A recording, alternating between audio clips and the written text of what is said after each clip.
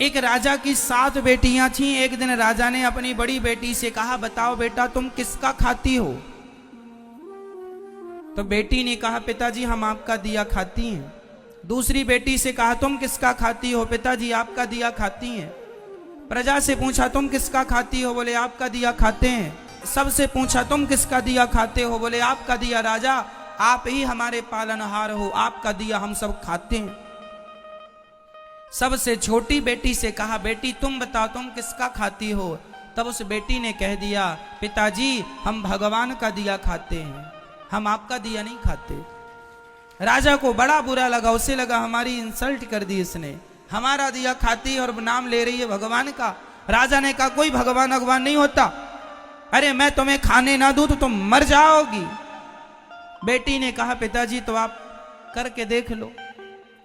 राजा बड़ा गुस्से में आया और अपनी उस बेटी का विवाह ऐसे आदमी से कर दिया जो बिल्कुल गरीब था और बिल्कुल बीमार था। गरीब था और बिल्कुल अचल था। अचल मीन्स एक कदम भी।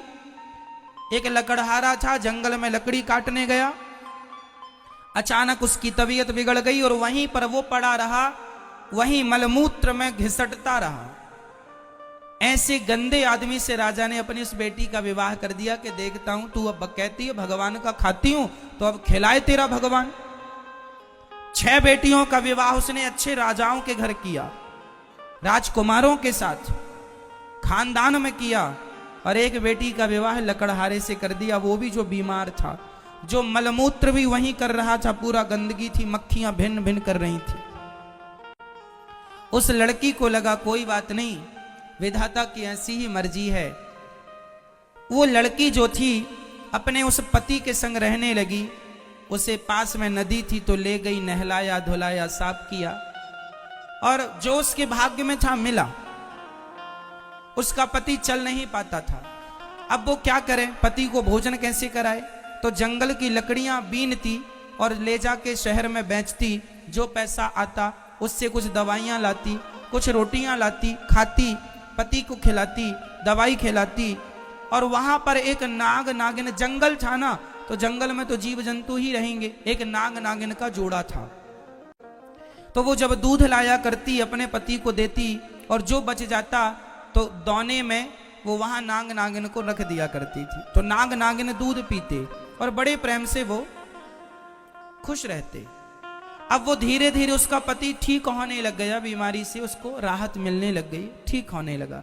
एक दिन नाग ने सोचा कि ये मेरी इतनी सेवा करती है, परोपकारी भाव है, यदि इसे धन मिल जाएगा तो ये तो समाज की बहुत सेवा करेगी।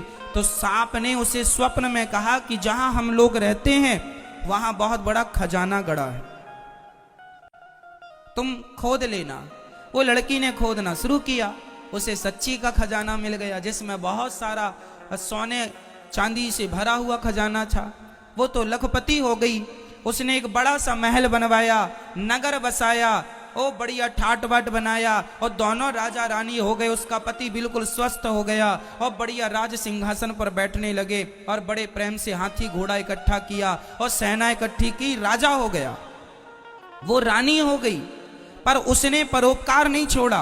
रोज अन्न क्षेत्र चलाती, जो आए सबको भरपेट भोजन मिलेगा, उसके पास जरूरत से ज्यादा धन हो गया। एक दिन वो सबको भोजन बांट रही थी तो उसने देखा कि लाइन में सबसे पीछे उसका बाप लगा हुआ और उसकी बहनें लाइन में लगी हैं भोजन के लिए। उसने पहचान लिया ये तो मेरा पिता है। उसने कहा, पिताजी आप? वो सन्न रह गया, कौन हो आप? मैं आपकी बेटी छोटी, लकड़हारे से विवाह किया था, कुछ याद आया? हाँ हाँ, पर तेरा ये ठाट बाट कैसे? पिताजी पहले ये बताओ कि आपकी ये दुर्गति कैसे हो गई? बेटी सच्ची कहा था तूने, हम बड़े अहंकार में थे कि मैं राजा हूं, लेकिन मेरी राजगद्दी छीनते देर नहीं लगी, सब नाश हो गया। सारी बेटियां जिन्होंने ये कहा था कि पिता के भाग्य का खाती हैं, आज पिता कुछ नहीं खिला पा रहा है इन्हें, आज तू खिला रही है। तब उस बेटी ने कहा, पिताजी मैंने कहा था ना कि सब अपने अपने भाग्य का और सब भगवान की कृपा का ही खाते हैं, सबको खिलाने वाला भगवान है।